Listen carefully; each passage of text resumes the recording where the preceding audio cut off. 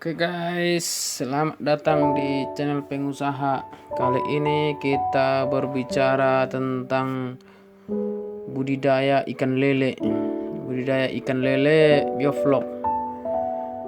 Budidaya ikan lele sahabat dapat menggunakan peternak lele dengan cara bioflok yang sangat membuahkan hasil. Karena budidaya dengan cara ini mengeluarkan biaya yang cukup rendah, teman-teman. Tidak perlu khawatir jika kalian memiliki lahan yang sempit, maka metode ini akan membuat dengan sistem bioflok. Kalian bisa juga melakukan peternakan lele di dalam kolam.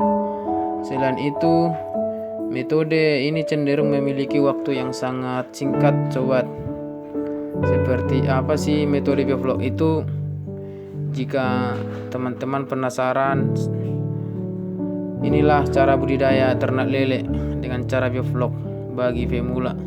Terlebih dahulu kita menggunakan ternak lele versi channel pengusaha. Namun sebelum kita melanjutkan pembahasannya, jangan lupa teman-teman untuk melakukan atau tekan tombol subscribe dan nyalakan loncengnya ya guys ya, biar channel terbaru atau video terbaru dari channel pengusaha teman-teman langsung bisa tahu. Yang pertama, tahapan pembuatan kolam.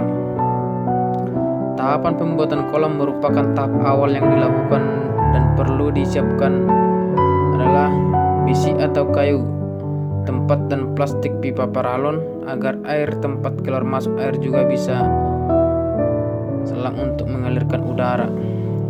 Untuk cincin bawah kolam, siapkan sementara pasir dan batu bata.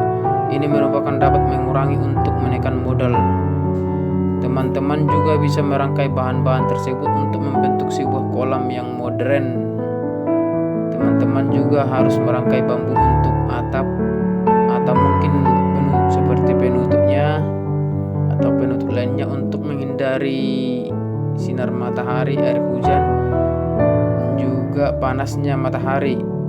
Itu tujuannya agar kondisi air dapat terkontrol, biar lelenya nggak stres guys.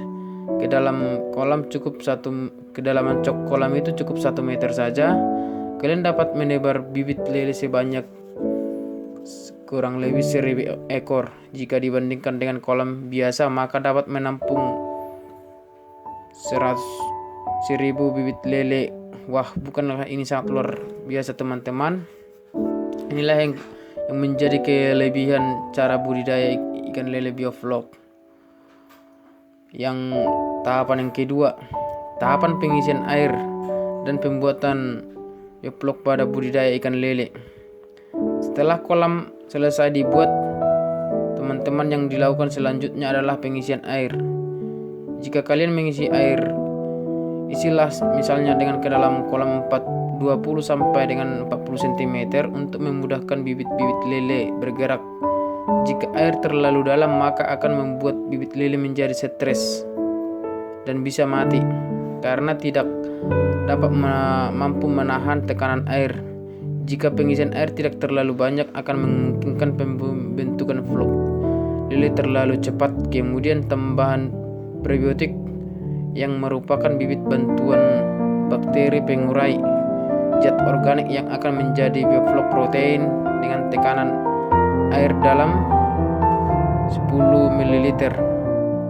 Teman-teman juga harus menambahkan kolase, gula pasir, gula batu, juga gula aren ke dalam kolam dengan takaran 50 sampai dengan 100 ml. Kolase dapat berfungsi sebagai bahan yang dapat merangsang tumbuh dan berkembangnya bakteri pengurai agar dapat berkembangnya secara efektif ikan lele yang disebut bioflok tadi, teman-teman. Untuk tahapan yang ketiga, tahapan penyebaran bibit lele bioflok. Penyebaran bibit dilakukan setelah air sudah terisi serta flok terbentuk. Teman-teman harus melakukan pengecekan pH air terlebih dahulu. Jika sudah dipastikan pH dalam kondisi netral, agar teman-teman dalam penyebaran bibit lele bioflok.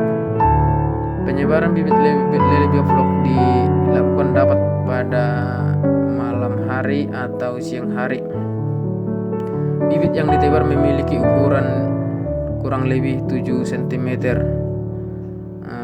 biar nggak terlalu kecil. Untuk menjaga lele supaya tetap utuh, teman-teman, jika lele memiliki ukuran kurang lebih dari 7 cm, maka akan lebih tahan terhadap kondisi dan lingkungan sekitar bioflok ikan lele. Tahapan yang keempat, tahapan pengolahan makanan.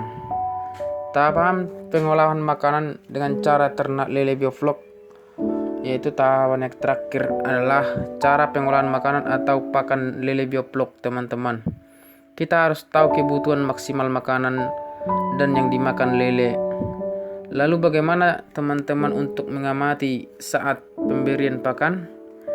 Seberapa banyak ikan yang merespon apabila pakan yang diberikan 100% dan kebutuhan maksimal, maka kebutuhan efisiensinya kira-kira 70%. Makan dari situlah sebaiknya kita mengamati.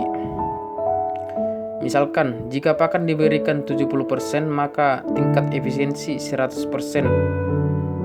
Artinya kekurangan dari 70% akan didapat dari bioflok yang berkembang di dalam kolam.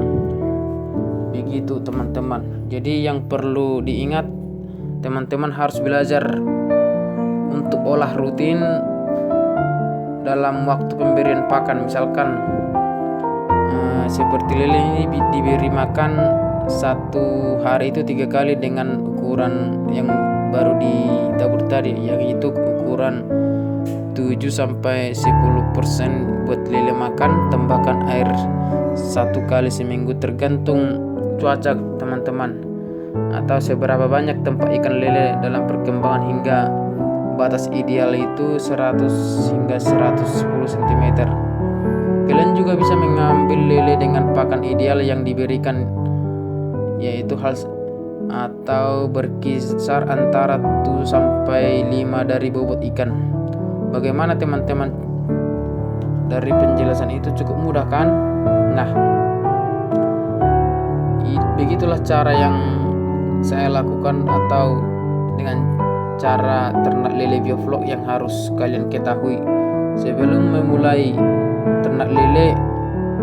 Bagaimana teman-teman? Apakah kalian tertarik dengan ternak lele bioflok ini? Karena selain mudah atau menekan biaya, ini sangat gampang. Selamat mencoba ya teman-teman.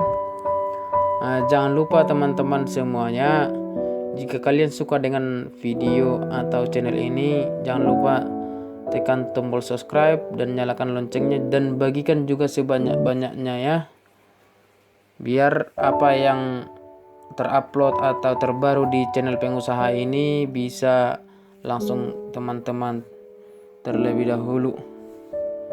Terima kasih.